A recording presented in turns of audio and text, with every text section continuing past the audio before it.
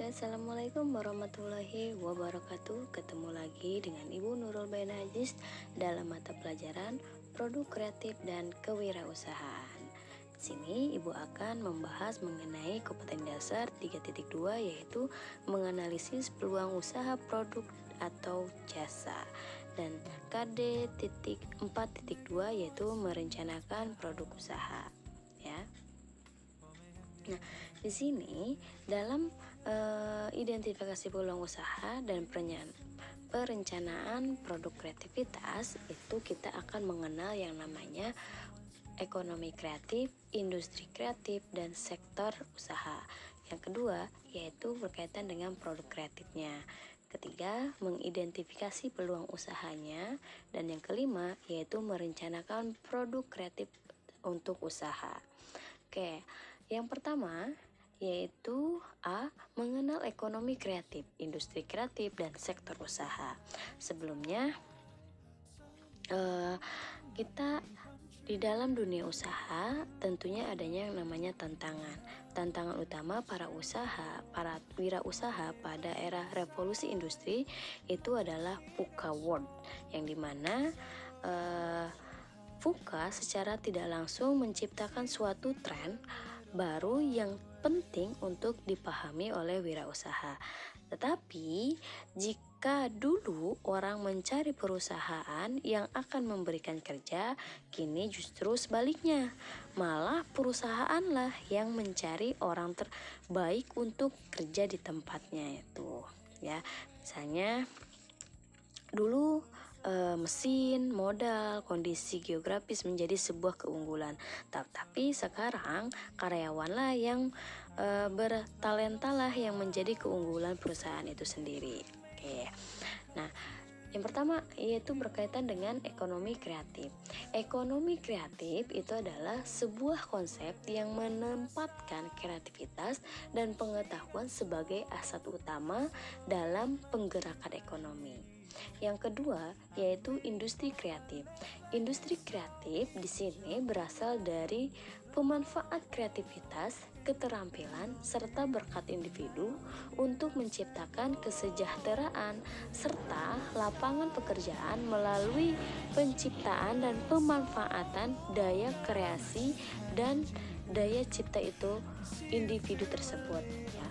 Kemudian dalam subsektor industri kreatif di sini dapat kita contohkan ada yang namanya aplikasi pengembangan permainan, arsitektur, desain produk, fashion, fotografi, musik, dan lain sebagainya. Kemudian ada lagi yang namanya B, yaitu produk kreatif, ya. Dalam produk kreatif di sini bisa kita lihat ada pembagiannya, yaitu ada 8 bagian. Yang pertama, produk kreatif di bidang aplikasi game. Nah, aplikasi adalah perangkat lunak yang diciptakan untuk menyelesaikan suatu masalah dan membantu aktivitas penggunanya. Jadi contohnya itu adalah hiburan, simulasi, bahkan pendidikan.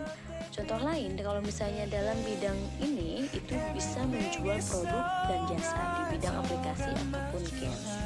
Kemudian dalam bidang desain produk. Nah,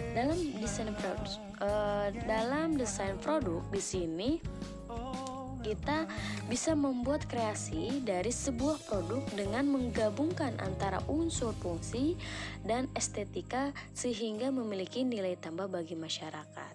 Kemudian ada di bidang fashion.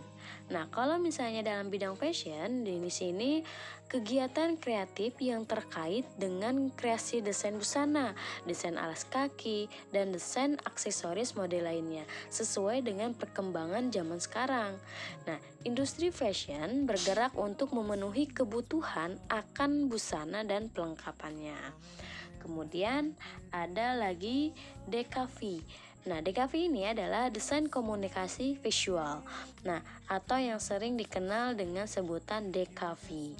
Nah, DKV ini merupakan ilmu yang mempelajari konsep komunikasi dengan memanfaatkan elemen visual sebagai cara untuk mencapaikan tujuan tertentu. Salah satunya contohnya adalah desain grafis. Kemudian ada lagi yaitu desain fotografi.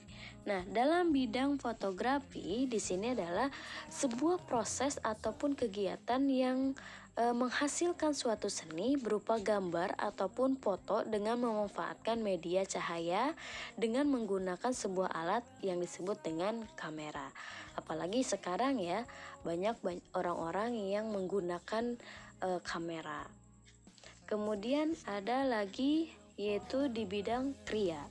Nah, kalau di bidang kriya di sini segala kerajinan yang berbahan kayu, logam, kulit, kaca, keramik, dan tekstil yang dibuat secara atau dibuat serta diperjualbelikan keindahannya ya. Contohnya patung, kemudian ada lagi misalnya angklung dan lain sebagainya. Kemudian ada yang namanya di bidang kuliner. Nah, kalau di bidang kuliner di sini berarti industri kuliner bergerak pada bidang pengolahan makanan ataupun masakan-masakan yang menghasilkan makanan dan minuman. Makanan dan minuman yang diproduksi dapat diperjualbelikan dengan berbagai konsep. Contohnya kayak kafe, restoran, toko, warung atau lain sebagainya ya. Kemudian ada lagi yang terakhir yaitu di bidang seni pertunjukan.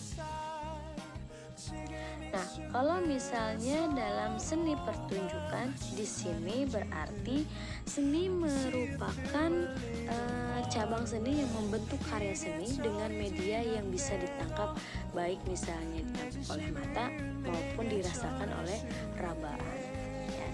Nah, selain itu juga kalau misalnya di bidang seni pertunjukan kita bisa dilihat contohnya itu ada di bidang seni pertunjukan stand up comedy.